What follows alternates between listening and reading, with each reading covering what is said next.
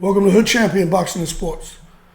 In boxing, you find a way to win or you find a way to lose. Look, man, Martin Bakole, I think he's going to end Jared Anderson. And I don't know why in the world they put Jared Anderson in with Martin Bakole. Maybe it's one of those high risk, high reward, right? Now, there are people out here saying Jared Anderson is going to destroy this unknown guy, Martin Bakole. And this is what frustrates me. It's just like when I was on Twitter and everybody talking about the issue with the Italian fighter and the Algerian fighter. Oh, and they let a man fight a woman. And he's this transgender and this is wrong. And a man went in there and just beat the shit out of a woman. Now they realize the person was actually born as a hermaphrodite. You know what I'm saying? And just had the X and Y chromosomes. It's just a real squirrely subject. But nobody wants to take time to really understand anything. They just want to come out and blast bullshit. And just like they're doing with Anderson and Bakole, just because most of y'all don't really follow boxing like that, doesn't mean that because you don't know who someone is, that it's going to be an easy fight. Martin Bakole been out here destroying fighters. Now, although sparring is sparring, he's been out here destroying fighters. Nobody wants to fight that man. Nobody. He came out here and destroyed Takam. Okay? He broke Anthony Joshua's nose twice. Beat the shit out of Dubois. Gave Tyson Fury hell. What I'm telling you is no joke. Why you know who talks a lot of trash is Gerald Big Baby Miller. You see how Gerald Big Baby Miller gave Bakole his respect?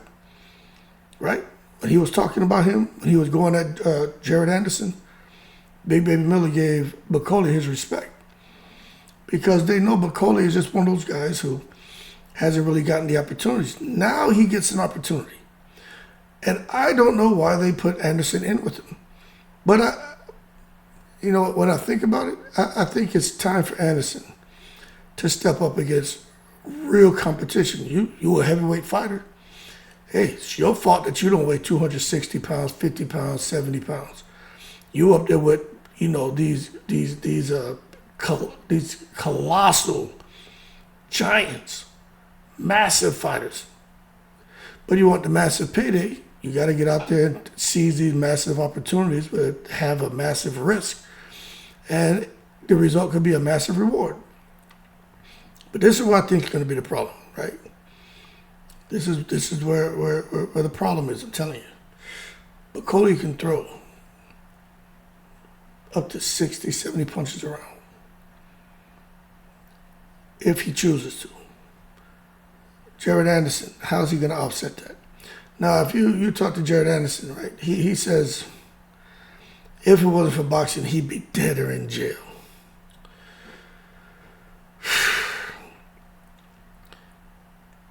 Maybe he would be. I don't know his story like that. But when I hear somebody talking like that, I'd be dead or in jail. Then I see them crying, right? Because they're like, I don't want all that responsibility on me to be the next great heavyweight champion. Then I hear them saying, I'm just trying to make enough money to where my family don't ever have to work again. The next generation don't have to work again. Then I hear them say, I'm going to retire in a couple of years. Then I hear them say, I'm not worried about belts and legacy. I just want the money. That doesn't sound like someone who should be getting in the ring with Martin Bakole. Because Bakole wants the titles. He wants to destroy you. He wants to do the same thing, take care of his family. He wants to make the money. But Bakole wants to fight any and everybody. He's not out of here worried about it. Responsibility, yeah, I'll take all the responsibility and lead the heavyweight division or lead whatever African country he's from or France or wherever. He don't give a shit. He like, whatever needs to happen. He ain't crying. You see Bakole up there smiling, laughing. He's one of them guys, you hit him, he's hitting you back. And he ain't going nowhere.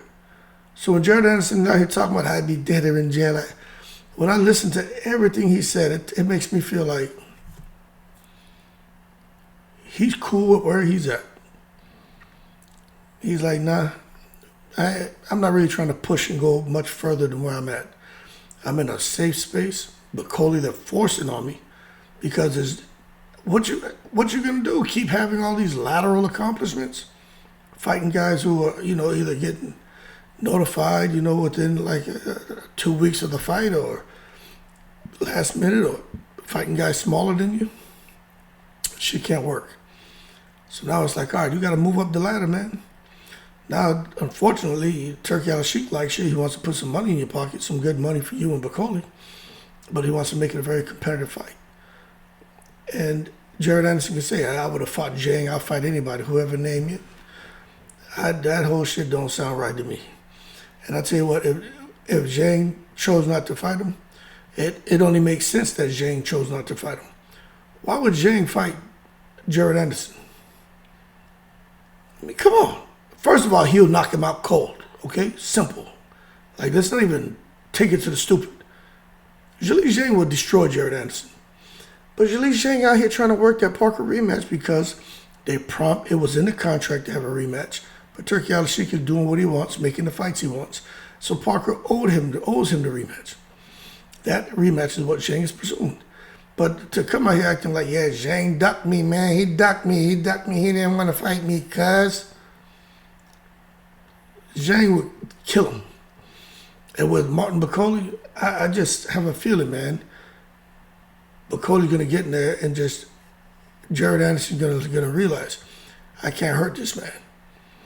And Bakole's going to be coming at him. Bakole is nothing but a bigger, more polished, fresher version of Derek Chisora. And he's coming. And Jared Anderson ain't going to know what to do with that. I think this is the end for Jared Anderson. Once he get this shit knocked out of him, it's over. Now, I know he's working with, that's the other problem. He's working with Sugar Hill.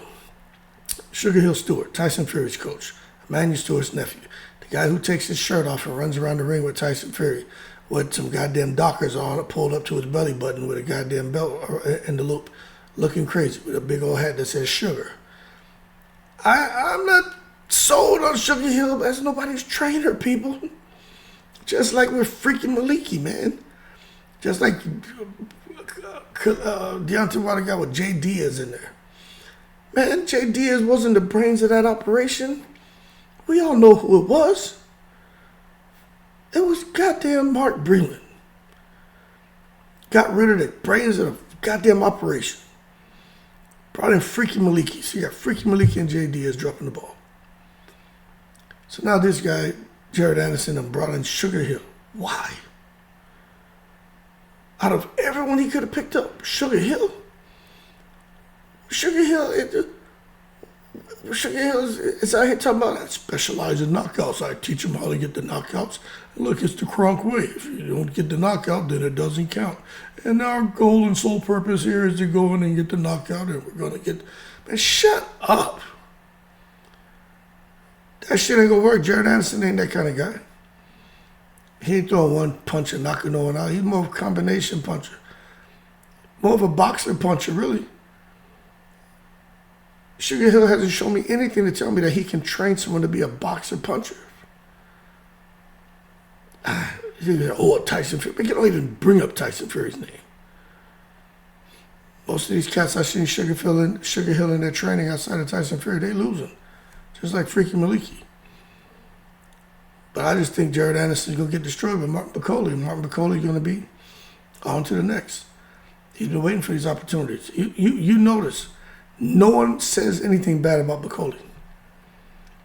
No one. Because they know what that man brings to the table. He done whipped a whole lot of their asses. That's why they couldn't get fights. The only reason Bakole's getting opportunities is because Turki Al-Sheikh involved. That's it. Turki Al-Sheikh. Them promoters knew not to put their guys in with him. That's how they do fighters. Just like they did Luis Ortiz, man. Bakole ain't nothing but today's Luis Ortiz. But he getting an opportunity. Once he tranquilizes Jared Anderson, it's going to be over. Anyway, Bakole can throw a whole lot of punches. And he hits hard. And he's got a chin. Jared Anderson, I don't think you're going to be able to keep him off. Simple.